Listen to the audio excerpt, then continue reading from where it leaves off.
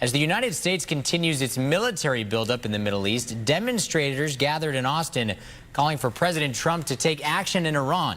Fox 7's Marco Bittnell joins us live from the Capitol with more. Marco.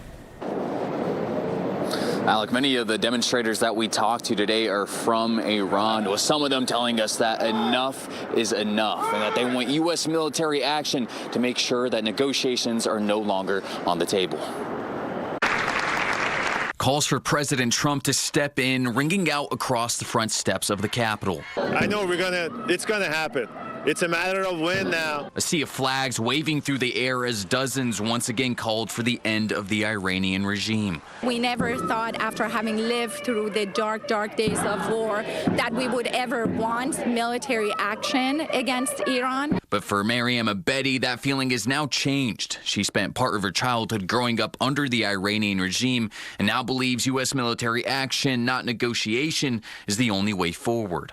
We're just all feeling very helpless and hopeless, and apart from actual military aid, again, for regime change, there's nothing else that can be done. This comes as indirect negotiations between the U.S. and Iran continue, with the White House pushing for Iran to make concessions to its nuclear program. President Trump hinting that Iran has just days to make an agreement. Maybe we're going to make a deal. Well, you're going to be finding out over the next probably 10 days. The president putting extra pressure on Iran to make a deal as the U.S. continues its buildup of warships and fighter jets in the Middle East.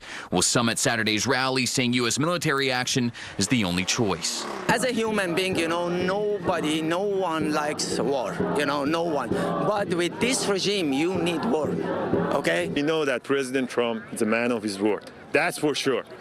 We have no doubt, but I know that they're doing their due diligence to be ready, because this is a one-shot kill. Worn around the necks of Saturday's demonstrators, the faces of those killed during the country's widespread crackdowns on protests last month, where thousands were killed speaking out against the regime. I can't even look at any of these pictures. Every time I look at them, it just brings tears. For them, it's another sign there's no negotiating with Iranian officials. It's not a legitimate government. They actually are a dictatorship, and in every way they have tried to oppress the people of Iran.